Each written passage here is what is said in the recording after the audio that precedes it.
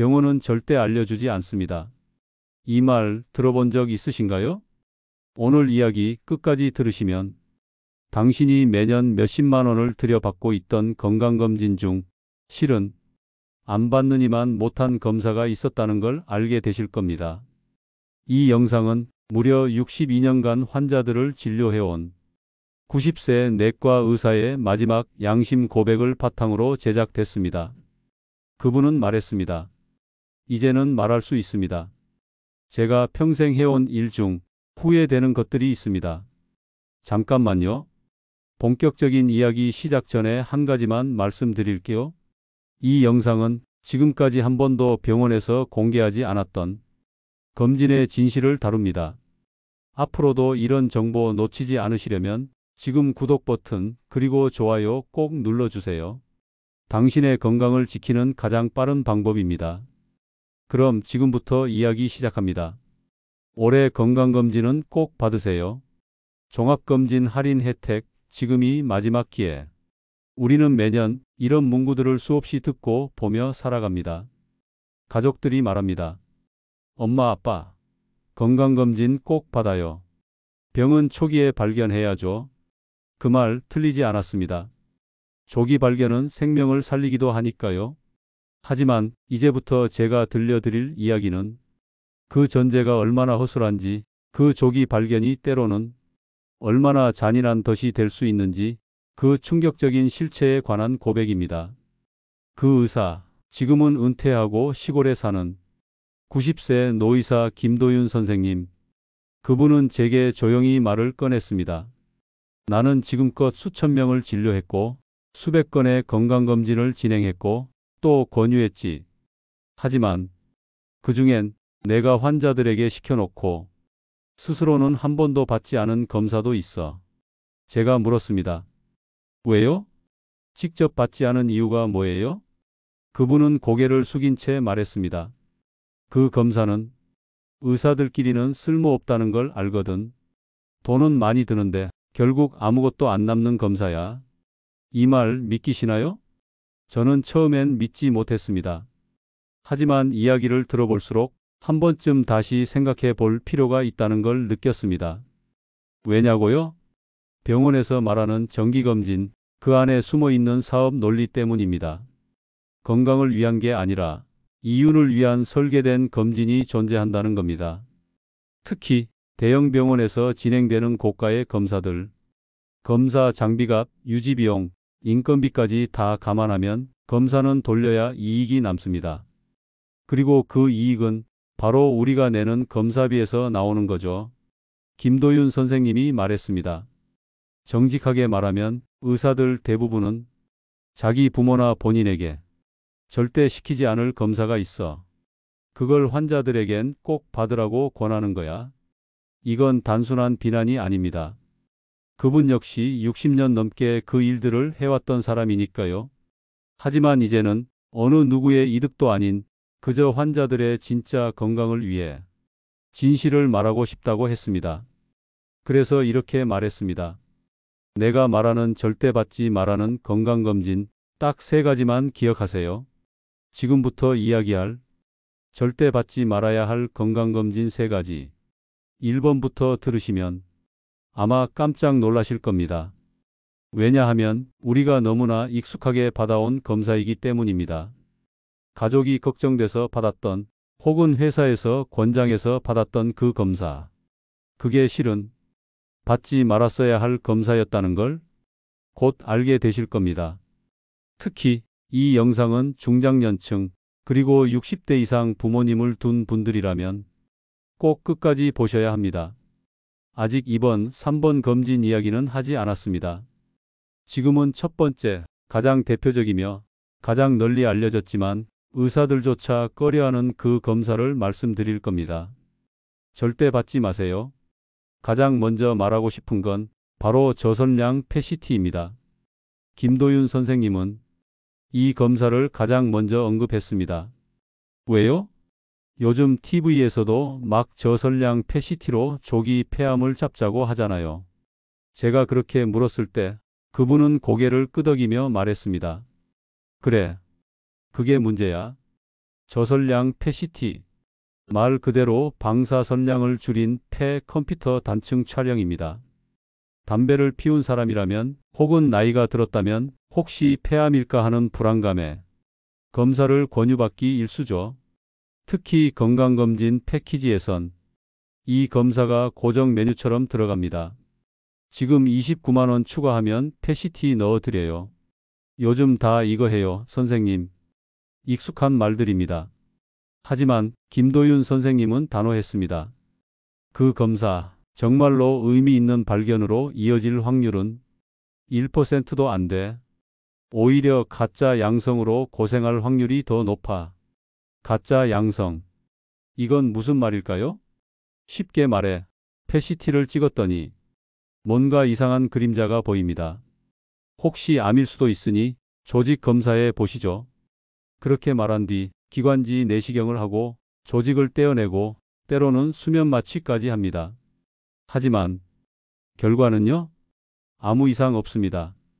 염증이었어요. 이렇게 끝나는 경우가 의외로 많습니다. 자, 여기서 문제가 시작됩니다. 첫째, 환자는 이미 공포라는 큰 스트레스를 겪었습니다. 혹시 암일까?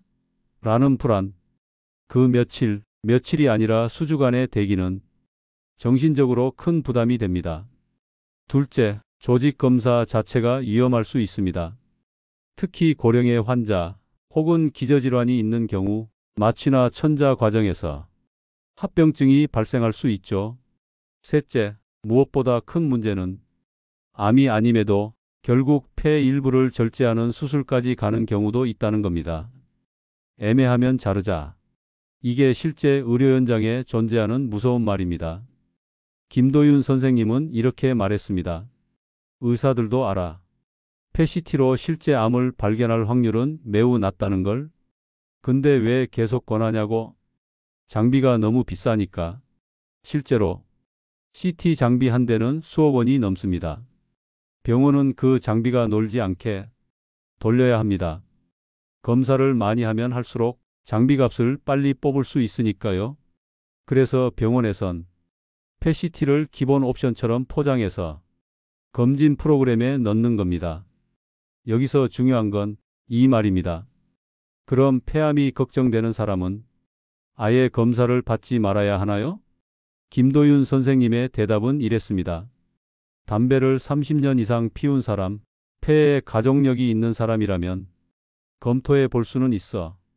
하지만 그게 아니라면, 특히 60대 이상 일반인이라면 의미 없는 검사일 가능성이 훨씬 크지. 이건 단순한 개인 의견이 아닙니다. 실제로 미국 예방서비스 특별위원회 USPSTF도 고위험군이 아니면 저설량 PET-CT를 권하지 않는다고 명시하고 있습니다. 심지어 유럽의 일부 국가들은 이 검사를 국가검진에서 제외하고 있습니다. 그 이유는 단 하나, 위험 대비 이득이 너무 적기 때문. 그럼 우리는 어떻게 해야 할까요? 김도윤 선생님은 말했습니다. 내가 폐암이 걱정된다면 가장 먼저 할 건 CT가 아니라 금연이야. 그리고 덧붙였습니다. 병원은 검사를 권하지만 생활 습관을 바꾸라고는 잘 안 해. 왜냐하면 검사에는 돈이 들지만 금연에는 안 들거든.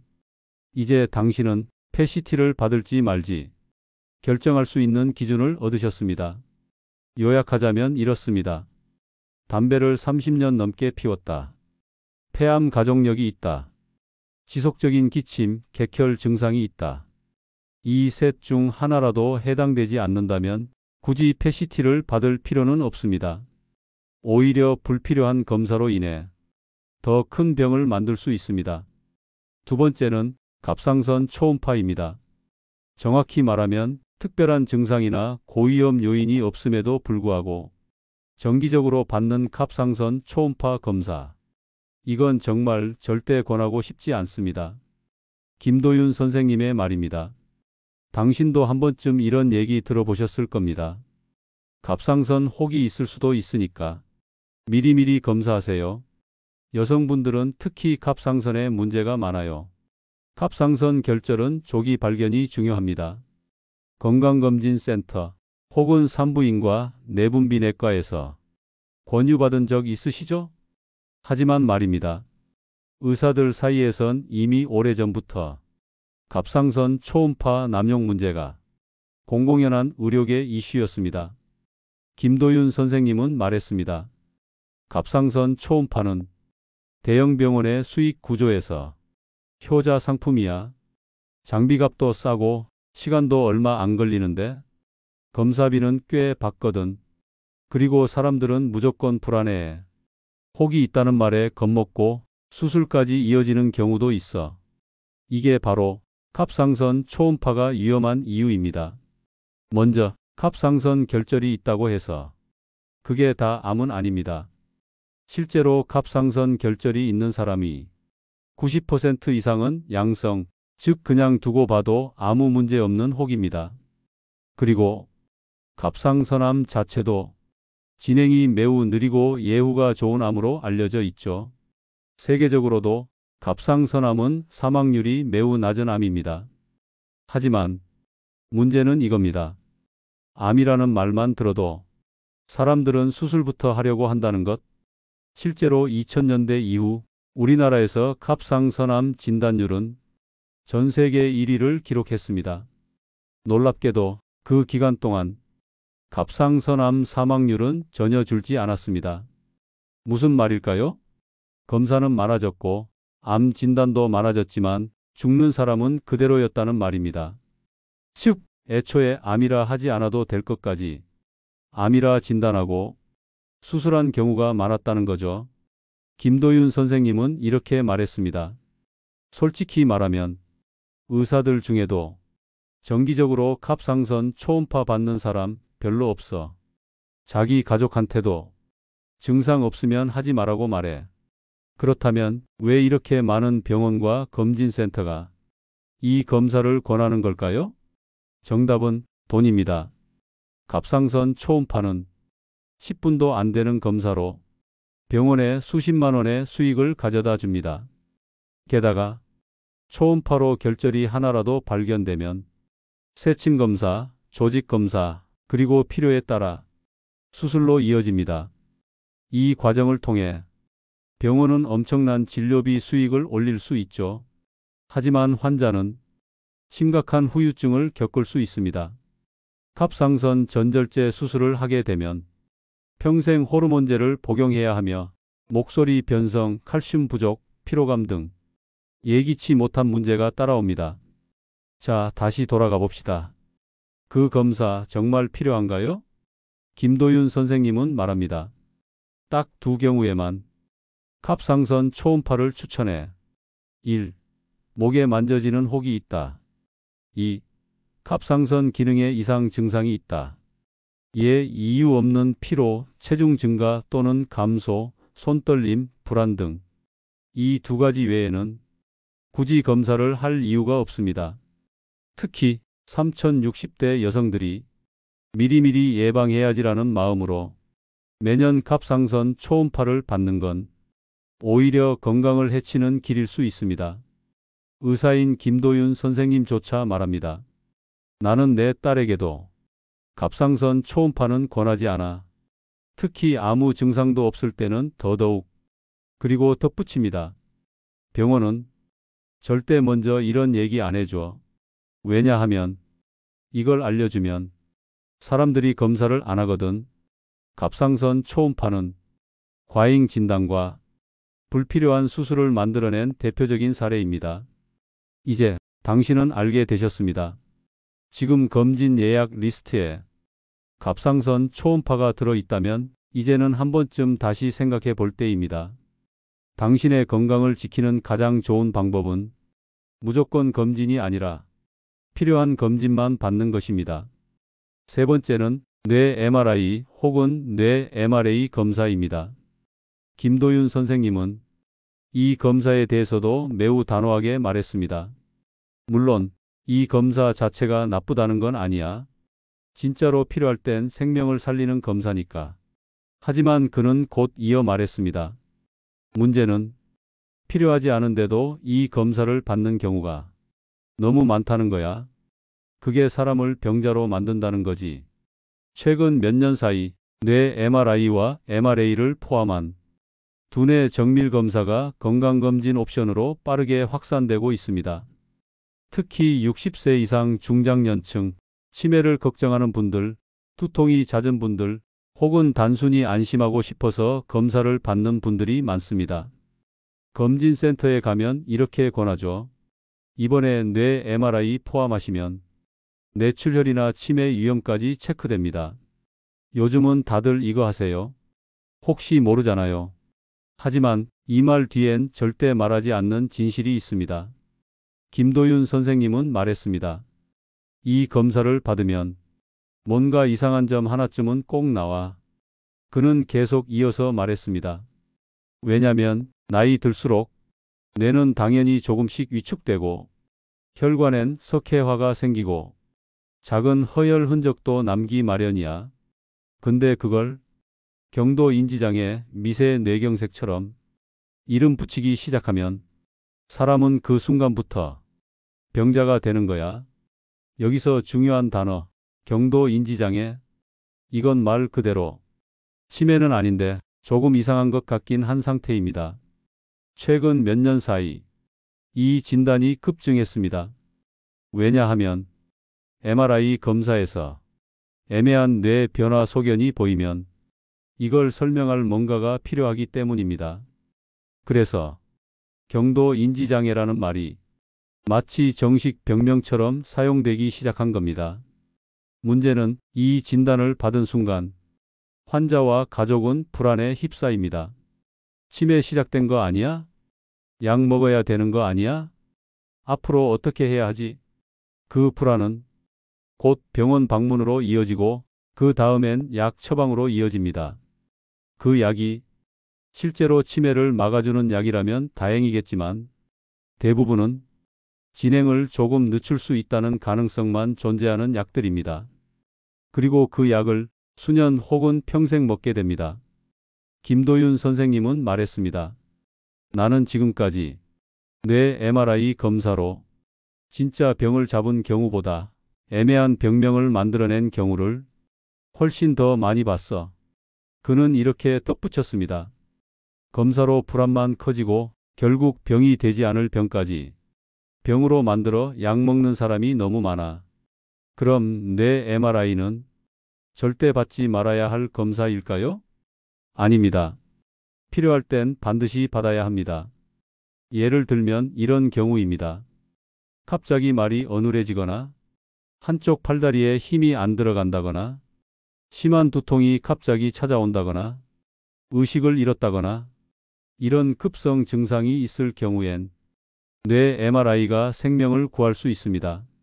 하지만 그게 아니라면 단순히 나이 들어서 건망증이 좀 생겼다거나 가끔 두통이 있다고 해서 검사부터 받는 건 위험하다는 겁니다. 왜냐하면 그 검사 결과에서 나오는 애매한 이상 소견이 오히려 당신을 병원으로, 약으로, 불안으로 끌고 가기 때문입니다. 김도윤 선생님은 말했습니다. 진짜 치매는 검사로 잡는 게 아니야. 가족이나 주변 사람이 뭔가 이상하다고 느낄 정도가 돼야 그제야 병원에 오는 거야. 이 말은 단순히 MRI를 부정하려는 게 아닙니다. 다만 검사를 받기 전에 스스로 꼭 던져야 할 질문이 있다는 것입니다. 내가 지금 정말로 검사를 받을 만큼의 증상이 있는가? 혹시 단지 불안해서, 혹시 모르니까, 주변에서 다 하니까 이런 이유만으로 검사 받으려는 건 아닌가? 검사는 도구일 뿐입니다. 문제는 그 도구를 사용하는 목적이 불분명할 때 검사는 무기가 될 수도 있다는 것입니다. 뇌 MRI 역시 마찬가지입니다. 정리하자면 이렇습니다. 급성 신경학적 증상이 있다 꼭 받아야 합니다. 증상은 없고 단지 불안해서 피하세요. 경도 인지장애나 미세 허혈 소견이 나왔다. 반드시 2차 의견을 들어보세요. 바로 약 먹지 마세요. 김도윤 선생님은 마지막으로 이런 말을 남겼습니다. 내가 이 나이까지 살아보니 알겠더라. 건강은 검사로 지켜지는 게 아니라 검사를 견디는 힘으로 지켜지는 거더라고. 그 말 저는 아직도 잊을 수 없습니다. 도대체 왜 의사들도 받지 않는 검사를 병원은 우리에게 그렇게도 끈질기게 권할까? 김도윤 선생님께 제가 던진 질문이었습니다. 그는 잠시 조용히 있더니 한마디만 던졌습니다. 병원이니까. 그리고는 이어서 말했습니다. 병원은 이제 치료의 공간이 아니라 사업장이야. 수익을 내야 하고 인건비와 장비값, 건물 유지비를 감당해야 해. 오늘날 병원은 과거의 동네 의원과 다릅니다. 건강검진센터는 웬만한 호텔보다도 더 고급스럽고 고가의 장비들이 줄지어 서 있고 상담실과 안내 도우미까지 갖춰진 의료 백화점이 됐습니다. 그리고 그 중심엔 검진 패키지가 있습니다. A 패키지 29만 원, B 패키지 69만 원, VIP 패키지 150만 원. 이제 건강검진은 필수가 아닌 상품이 된 겁니다. 여기서 중요한 건 이 검진 상품은 당신의 건강이 아니라 병원의 이익을 기준으로 설계된다는 것입니다. 병원은 생각합니다. 어떤 검사를 넣어야 수익이 많이 날까? 이 장비는 비싸게 들였는데 얼마나 돌려야 본전을 뽑을까? 환자한테 어떤 말을 해야 추가 옵션을 고를까? 그 결과 당신의 건강보다 병원의 영업 전략이 먼저 계산된 고가의 불필요한 검사들이 패키지 안으로 들어오게 되는 겁니다. 김도윤 선생님은 이런 말을 덧붙였습니다. 정작 의사 본인들은 그런 검사를 잘 안 받아. 왜냐고? 쓸데없다는 걸 알거든. 저는 다시 물었습니다. 그런데도 왜 의사들은 환자들에게 권하나요? 그는 잠시 숨을 고르고 말했습니다. 검진센터에서 근무하는 의사는 매출 목표가 있어. 하루에 몇 명을 돌려야 하고 옵션 검사를 얼마나 유도해야 하는지 정해져 있어. 그게 업무야. 놀라셨나요? 실제로 많은 대형 검진센터에선 의사나 코디네이터에게 검사 유도 실적이 평가 항목에 들어갑니다. VIP 패키지를 얼마나 팔았는지, 추가 검사 신청률이 얼마나 되는지, 고가 장비 사용률은 어떤지, 이런 수치들이 의사의 성과 지표가 되기도 합니다. 그 결과는 어떻게 될까요? 이거 꼭 받으셔야 해요. 예방 차원에서 미리미리 검사하는 게 좋아요. 요즘 다들 이거 하세요. 이런 영업 멘트들이 의사들의 입에서도 자연스럽게 나오게 되는 겁니다. 게다가 병원은 환자의 불안을 자극합니다. 혹시 암이면 어떡하죠? 치매는 조기 발견이 중요해요. 이 시기를 놓치면 후회하실 수도 있어요. 사람은 본능적으로 두려움을 회피하려 합니다. 그래서 혹시 모를 위험을 막기 위해 검사를 선택합니다. 하지만 그 혹시는 실제로는 0.01%도 안 되는 확률일 때가 많습니다. 자, 여기서 정리해 보겠습니다. 왜 쓸모없는 검사들이 권해지는가? 1. 병원은 장비를 놀릴 수 없다. 고가 장비는 계속 돌려야 수익이 나기 때문에. 2. 검진 패키지는 상품이다. 건강 목적이 아닌 영업 목적의 구성. 3. 의사에게도 실적 압박이 있다. 검사 유도율로 평가받는 구조. 4. 환자의 불안을 이용한다. 혹시 모르니까라는 말로 설득. 김도윤 선생님은 조용히 웃으며 이런 말도 했습니다. 예전엔 의사가 환자에게 하지 마세요 라고 말했는데 이젠 안 하시면 후회하실 수도 있어요 라고 말하더라. 그 말의 무게는 무섭게 다가왔습니다. 이제 우리는 건강검진을 받을 때 한 가지 질문을 스스로에게 던져야 합니다. 이 검사를 정말 나를 위해 받는 걸까? 아니면 병원을 위해 받는 걸까? 우리는 이제 알고 있습니다. 패시티는 고위험군이 아니면 쓸모없고 위험할 수 있다는 것. 갑상선 초음파는 애매한 결절 하나로 평생 약을 먹게 될 수 있다는 것. 뇌 MRI는 증상 없는 사람에겐 병을 만들어내는 도구가 될 수 있다는 것. 그렇다면 건강검진을 전혀 받지 말아야 하냐고요? 그건 아닙니다. 정확한 기준을 갖고 필요한 검사만 골라서 받는다면 검진은 우리 건강을 지켜주는 아주 강력한 무기가 될 수 있습니다. 그래서 준비했습니다.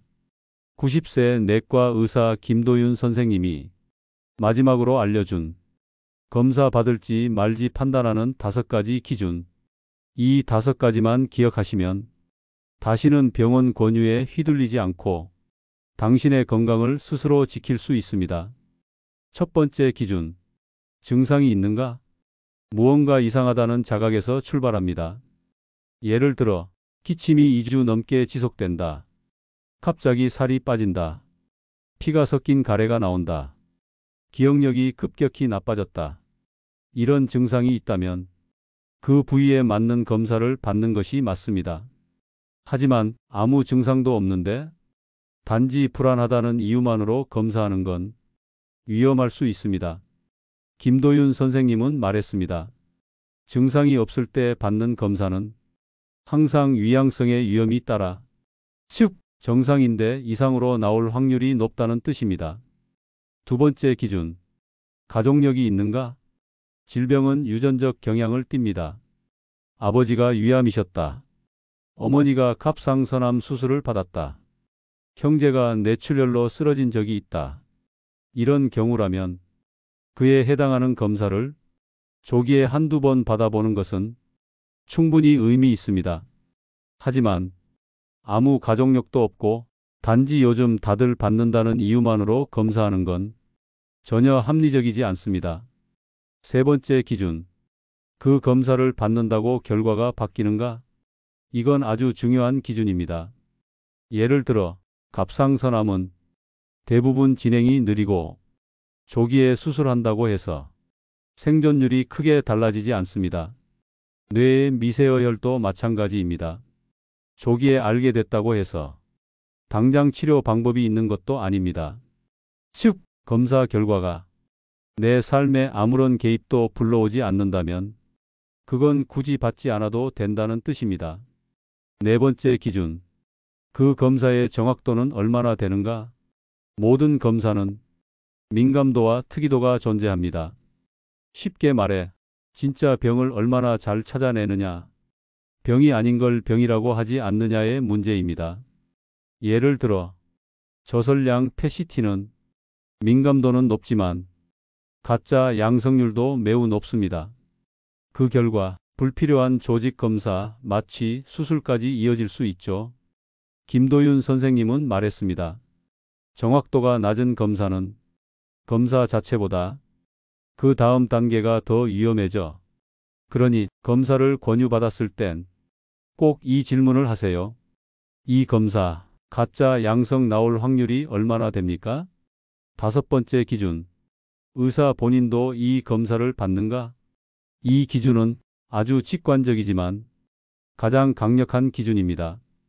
그 의사가 자기 가족에게도 권하느냐, 스스로도 받느냐? 김도윤 선생님은 웃으며 말했습니다. 의사들끼리는 서로 잘 알아. 쓸데없는 검사에 자기 몸 안 맡긴다는 거. 만약 당신이 검사 권유를 받았다면 이렇게 물어보세요. 선생님은 이거 하셨어요? 가족분들에게도 권하세요? 그 질문에 의사가 말을 흐린다면 그 검사는 잠시 멈춰야 합니다. 이 5가지 기준을 마지막으로 정리하겠습니다. 1. 증상이 있는가? 2. 가족력이 있는가? 3. 검사로 결과가 바뀌는가? 4.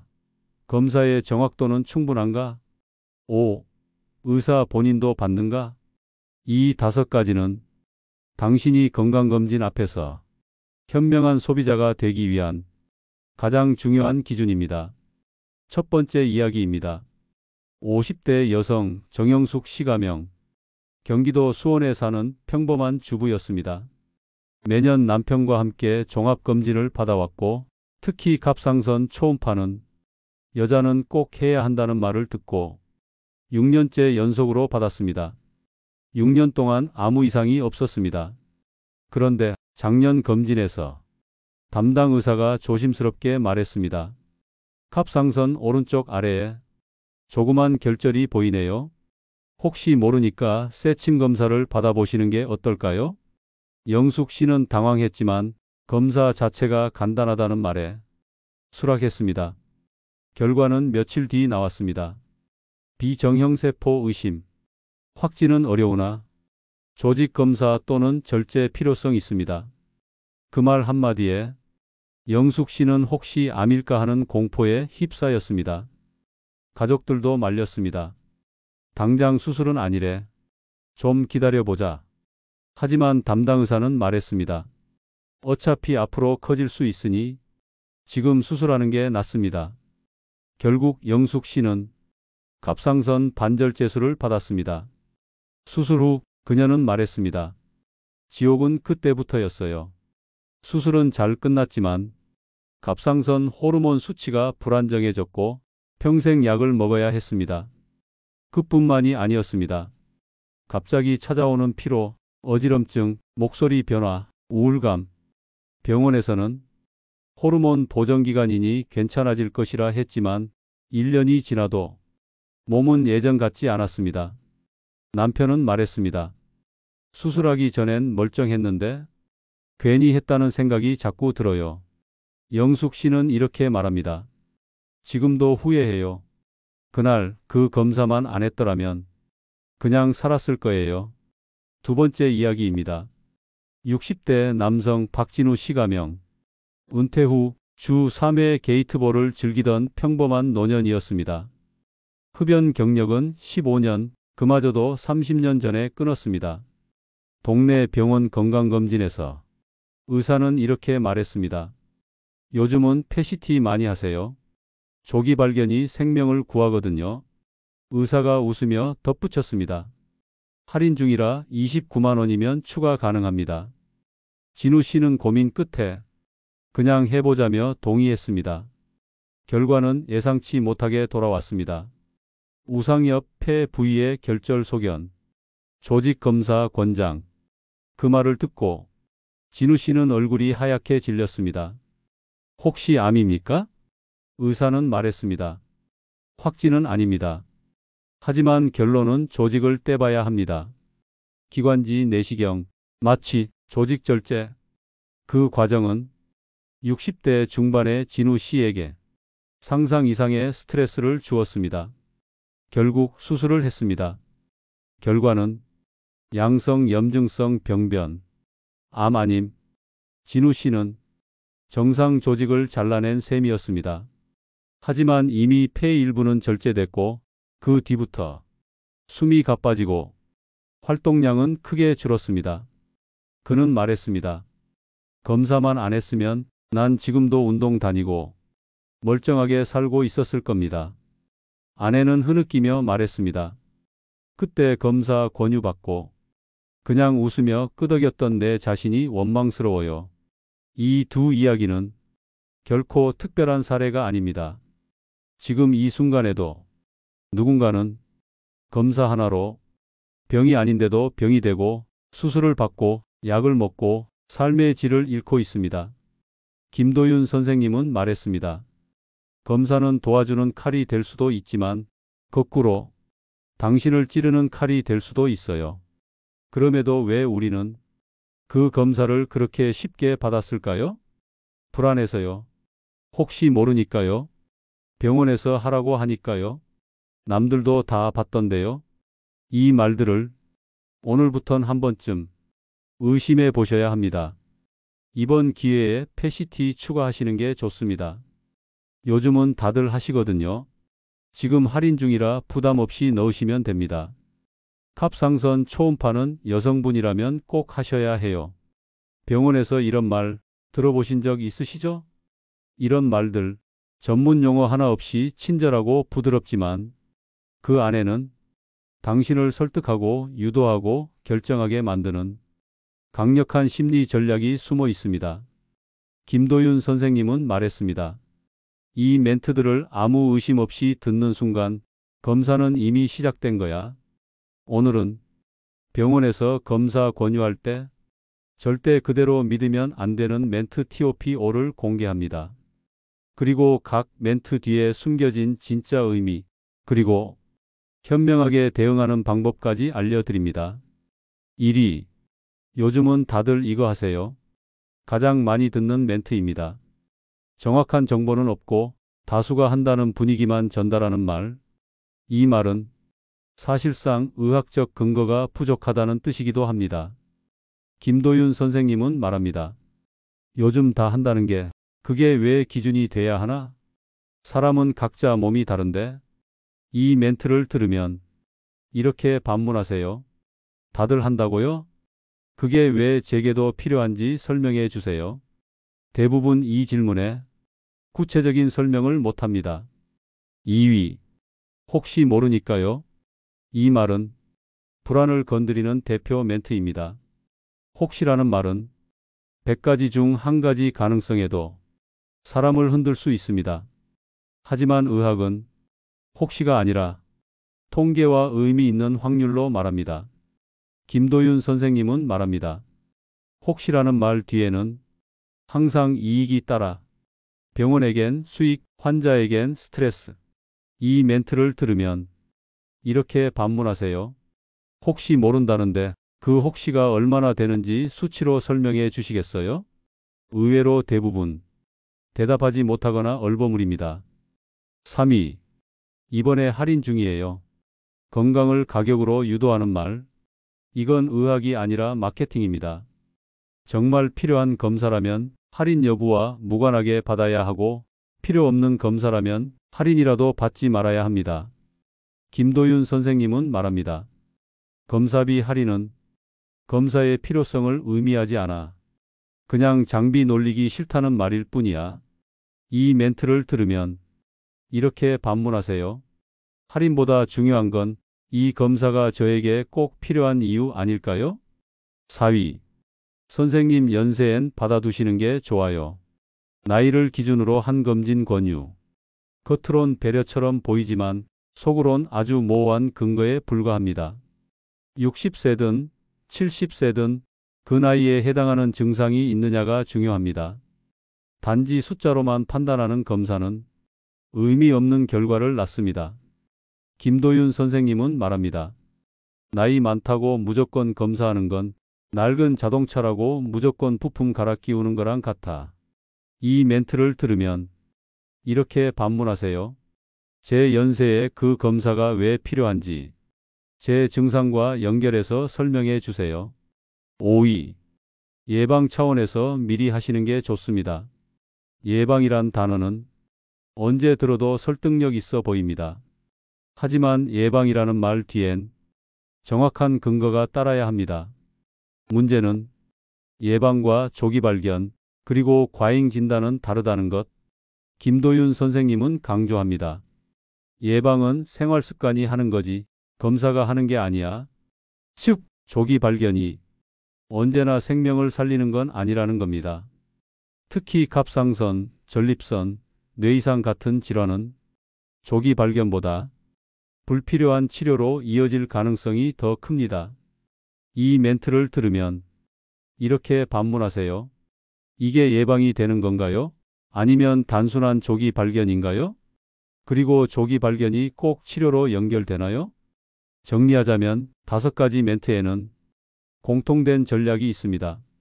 다수가 한다는 군중 심리, 혹시 모른다는 불안 자극, 할인이라는 가격 유도, 나이로 밀어붙이는 막연한 기준, 예방이라는 감성 언어.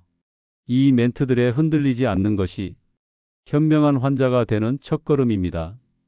김도윤 선생님은 말했습니다. 검사 권유를 들을 때 감정이 동하면 멈춰야 해. 설득이 아니라 설명이 나와야 하거든.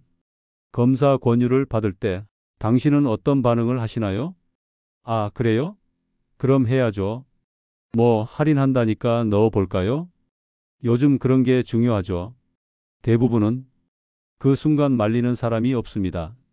의사가 추천하니까, 병원이 권하니까, 왠지 안 받으면 손해 갔고, 괜히 불안해서 그냥 받게 됩니다. 하지만 김도윤 선생님은 말합니다. 그 순간 당신은 스스로의 몸을 남에게 맡기는 겁니다. 그래서 준비했습니다. 건강검진 권유를 받았을 때 자신에게 꼭 던져야 할 3단계 질문. 이 세 가지만 기억하면 당신은 더 이상 불필요한 검사에 휘둘리지 않습니다. 질문 1. 이 검사가 없으면 나는 뭘 놓치게 되나요? 첫 질문은 검사의 실질적 필요성을 따지는 질문입니다. 많은 권유는 받으면 좋다는 말만 합니다. 하지만 그게 빠지면 정말 무언가를 놓치는지는 잘 말해주지 않습니다. 예를 들어 갑상선 초음파 안 받으면 암을 놓칠 수도 있어요. 이 말은 사실이 아닙니다. 왜냐하면 갑상선암은 대부분 느리게 자라며 조기 발견해도 예후가 거의 달라지지 않기 때문입니다. 그러니 이렇게 질문하세요. 이 검사를 안 하면 저는 뭘 놓치게 되죠? 정확한 설명이 없다면 그 검사는 있으면 좋은 것이 아니라 굳이 안 해도 되는 것일 가능성이 높습니다. 질문 2. 이 검사의 결과가 나오면 제 삶은 뭐가 바뀌나요? 두 번째 질문은 검사 이후의 실질적 변화를 따지는 질문입니다. 검사를 통해 알게 된 정보가 당신의 치료 방향을 바꾸는지, 생활 방식을 바꾸는지, 어떤 개입을 만들어내는지가 중요합니다. 예를 들어 폐에 혹이 보이네요. 그런데 결국 염증이었음. 괜히 수술까지 갔음. 삶의 질 하락. 또는 뇌 MRI에서 경미한 이상이 보이네요. 그냥 나이 들면 다 생기는 변화. 불안감 약 복용 시작. 실질적 변화 없음. 결국 검사를 받았는데 아무것도 달라진 게 없다면 그건 쓸데없는 스트레스만 남긴 거죠. 그래서 물어야 합니다. 이 검사로 뭐가 달라지죠? 설득이 아니라 변화의 구체성을 요구하세요. 질문 3. 이 검사를 지금 해야 하는 이유는 뭔가요? 세 번째 질문은 시점에 대한 질문입니다. 많은 검진은 이유보다는 지금 아니면 안 된다는 분위기로 밀어붙입니다. 오늘 혜택 끝나요. 연세가 있으셔서 지금이 적기입니다. 지금 상태에서 놓치면 후회하실 수도 있어요. 이 멘트들엔 공통적으로 긴급함을 인위적으로 조성한다는 특징이 있습니다. 하지만 진짜 필요한 검사는 언제 받아도 의미가 있는 검사여야 합니다. 급성 증상이 없다면 며칠 더 생각한다고 달라질 게 없습니다. 그래서 꼭 물어야 합니다. 이걸 지금 당장 해야 하는 이유가 뭔가요? 그저 분위기나 캠페인 시즌 같은 말로 대답이 나온다면 그 검사는 지금 당장 할 필요가 없는 겁니다. 김도윤 선생님은 말했습니다. 검사 앞에서 제일 위험한 사람은 자기 머리로 생각 안 하는 사람이야. 생각하지 않는 순간 몸은 남의 논리에 팔리는 거야. 자, 정리해 보겠습니다. 당신이 건강검진을 권유받았을 때 꼭 던져야 할 세 가지 질문. 1. 이 검사가 없으면 나는 뭘 놓치나요? 2. 이 검사 결과가 나오면 제 삶은 뭐가 바뀌죠? 3. 이걸 지금 꼭 해야 하는 이유는 뭔가요? 이 질문을 입 밖에 꺼내는 순간 당신은 더 이상 검진 영업의 대상이 아닙니다. 당신은 선택하는 사람이 되는 겁니다. 제가 김도윤 선생님을 마지막으로 뵌 날, 그는 다소 쇠약한 모습이었습니다. 기억도 조금씩 흐릿해졌고 말씀 속도도 예전만 못했습니다. 그날 오래된 책상 서랍에서 한 장의 종이를 꺼내 저에게 건네주셨습니다. 이건 내가 내 딸에게 주려고 써둔 거야. 그 종이엔 삐뚤빼뚤한 글씨로 건강검진 수칙 7가지가 적혀 있었습니다. 그리고 한 줄 조용한 고백이 덧붙여져 있었습니다. 평생 의사로 살면서 많은 사람의 몸을 살폈지만 정작 그들의 삶은 지키지 못했어. 이제라도 남기고 싶었어. 오늘 그 종이 속 내용을 당신께 처음으로 공개합니다. 건강검진을 선택할 때 반드시 기억해야 할 김도윤 내과 의사의 7가지 수칙. 1. 증상이 없으면 검사도 쉬어가도 좋다. 무조건적인 정기검진은 때론 병을 만드는 시작이 된다. 2. 혹시 모르니까라는 말엔 의심부터 시작하라. 의학은 혹시가 아니라 통계와 가능성으로 말해야 한다. 3. 내 몸보다 의사의 말이 더 커졌을 때 결정은 미뤄라. 검사 전엔 항상 내 안의 감각에 한 번 더 귀 기울여라. 4. 병원은 당신보다 당신 몸을 모른다. 검사 수치는 삶의 일부일 뿐이다. 모든 답은 당신 안에 있다. 5. 검진 결과는 인생의 예언서가 아니다. 결과보다 중요한 건 그 뒤의 해석이고 그 해석은 언제든 다시 쓸 수 있다. 6. 가족력이 없다면 이야기를 믿지 말고 이유를 확인하라. 다들 받는다는 말은 가장 위험한 유행병이다. 7. 검사보다 산책을 한 번 더 하는 게 삶을 지키는 진짜 의학이다. 진짜 건강은 걷는 것, 웃는 것, 사랑하는 것에서 시작된다. 그의 목소리는 떨렸고 말끝마다 후회가 배어 있었습니다. 이걸 평생 말 못하고 살았어. 이제는 말해야 했어. 그래야 내가 조금 덜 죄인 같을 것 같아서. 의사는 누구보다 많은 검사를 해본 사람입니다. 하지만 그 의사가 가장 마지막에 남긴 말은 검사를 줄이라는 말이었습니다. 그것이야말로 그가 세상을 떠나기 전 우리에게 주고 싶은 마지막 처방전이었는지도 모릅니다. 지금 이 영상을 보고 계신 당신은 아마도 건강이 걱정되었기에 이 이야기를 끝까지 들어주셨을 겁니다. 그 마음 잘 압니다. 그래서 드릴 수 있는 마지막 말은 이 한 줄입니다. 검사는 당신을 지켜주지 않습니다. 당신을 지키는 건 검사를 선택하는 당신의 판단입니다. 지금 구독과 좋아요, 그리고 알림 설정까지 해두시면 앞으로도 이런 솔직하고 양심적인 이야기들로 찾아뵙겠습니다. 끝까지 함께해 주셔서 진심으로 감사합니다. 당신의 삶이 당신 뜻대로 온전히 건강하길 바랍니다.